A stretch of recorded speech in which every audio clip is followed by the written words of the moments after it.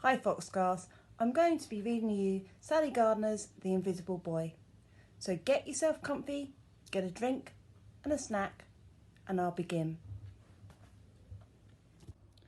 "I can't believe it," said Mum, opening the gold envelope. "We won the top prize, a trip to the moon." Dad, who was eating toast and reading the morning paper, said, "That's nice." "Nice," said Mum. "Charlie Ray, did you hear what I said? We have won a once-in-a-lifetime trip to the moon. All expenses paid, flying first class to Houston, then on the Star Shuttle and staying in the Moon Safari Hotel overlooking the Sea of Tranquility. Oh, Charlie, we are the first ones ever to have won this prize." Dad dropped his toast and paper. "Let me see. Oh, Lily, my love, I don't believe it. We're going to the moon." Sam walked into the room to find his mum and dad dancing round the kitchen table and singing, "Fly me to the moon and let me play among the stars." "What's going on?" said Sam, who was only half awake and unused to seeing his parents singing quite so loudly on a Saturday morning. They told him the good news, both excited and talking at once, so that it took quite some time before they realised that children under 12 simply weren't allowed. It meant quite simply that Sam couldn't go. "Well, that's it," said Dad after Mum and Dad phoned to double check with Dreammaker Tours. "I'll be fine," said Sam bravely. "Look, you must go. It's only for 2 weeks, and I have lots of friends I can go and stay with, like Billy. I'm sure his mum won't mind." Chapter 2. The great day arrived. Mum and Dad were packed and ready to go when the phone rang. It was Billy Brown's mother, who was terribly sorry to say that Billy was not at all well. The doctor had just come round and said he had a very infectious virus. Sam couldn't possibly stay with him now. Mrs. Brand hoped it hadn't ruined their trip. "What are we going to do?" said Mum, putting down the last of the suitcases. "I don't know," said Dad. Just then the doorbell rang. Dad answered it. He was surprised to find their next-door neighbour, Mrs. Hilda Hardbottom, standing there. "I just popped round to see if you wanted the plants watering whilst you were away," she said, smiling. "That's very kind of you, Mrs. Hardbottom, but I don't think we'll be going after all," said Dad. "What?" said Hilda, walking uninvited into the hall, closing the front door behind her. "Not going on a once-in-a-lifetime trip to the moon? Why not?" Mum felt a bit silly. She should have got this better organised.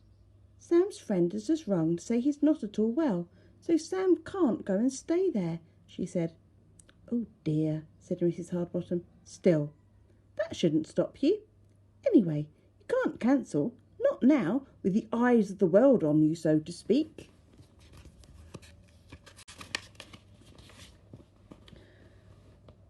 "We really have no choice. I can't leave Sam alone," said Mum.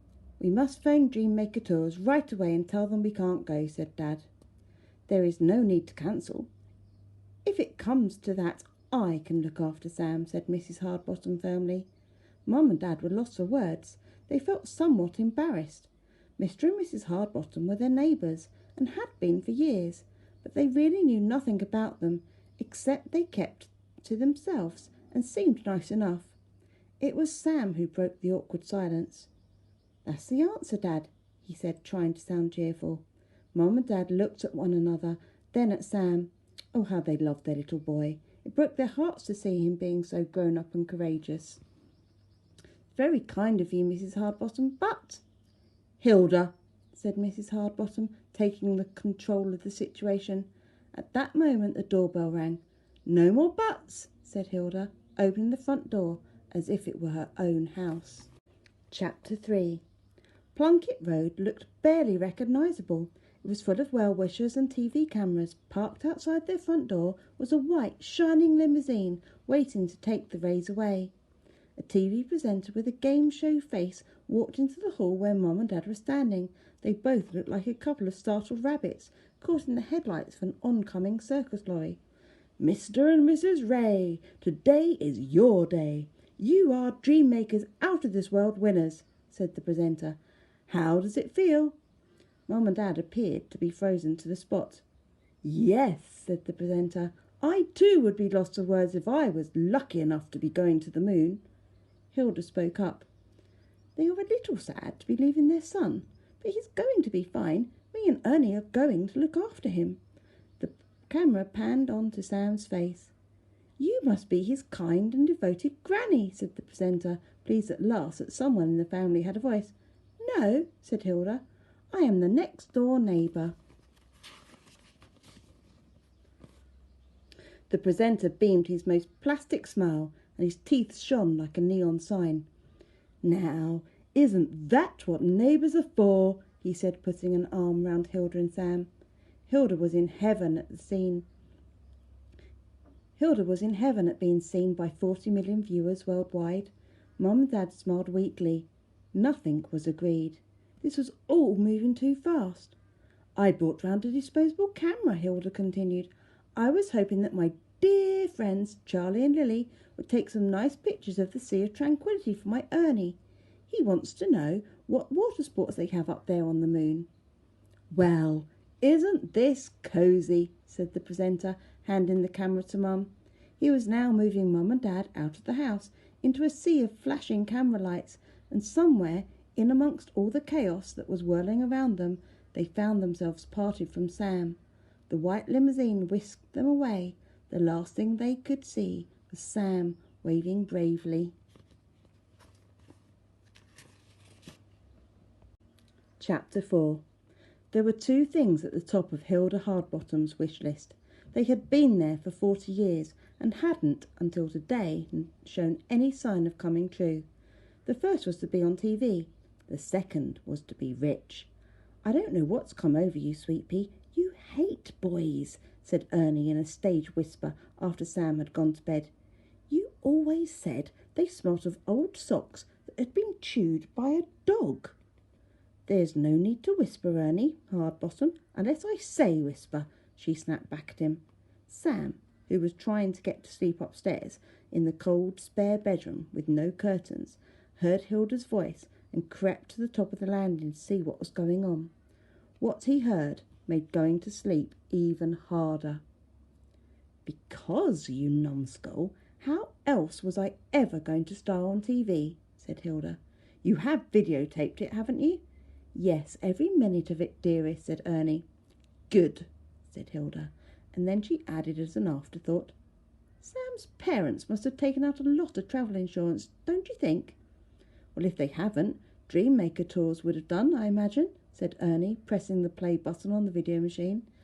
Just think if anything were to go wrong with that star shuttle. Think of all the insurance money, said Hilda, rubbing her hands together with glee. That's not very nice, said Ernie. Who said anything about being nice, said Hilda, a wicked grin spreading across her face. Sam went back to his cold lumpy bed. Tears welled up in his eyes. Oh, how he hoped that nothing would go wrong and that his mum and dad would soon be safely home. The next day Sam went back to school and only had to be with Hilda and Ernie in the evening. All the evenings were long and dull. There was never enough to eat. After tea they'd all sit together watching TV, and Hilda would hand out some of her homemade treacle toffee. The first night Sam had been so hungry that he'd made the mistake of taking a piece. To his horror, his mouth seemed to stick together, so he could hardly swallow, let alone speak. All he could do was sit there trying to finish a treacle toffee, while listening to Ernie snoring and Hilda's stomach gurgling like an old dishwasher. Bedtime couldn't come soon enough. Every night Sam would thank the stars that it was one day nearer to his mum and dad coming home. But then, on the day his parents were due to return to Earth, the unthinkable happened. Houston said they had lost all contact with the Star Shuttle. They were hoping it was just computer failure. The slow, mournful hours passed, and the Star Shuttle still couldn't be found. Finally, a spokesman for Dreammaker Tours announced on the 6 o'clock news the Star Shuttle was missing. Oh my goodness, the Star Shuttle lost? Mrs. Hardbottom, sounding so horrible. What on earth is Sam going to do? Tune in next time to find out. Bye!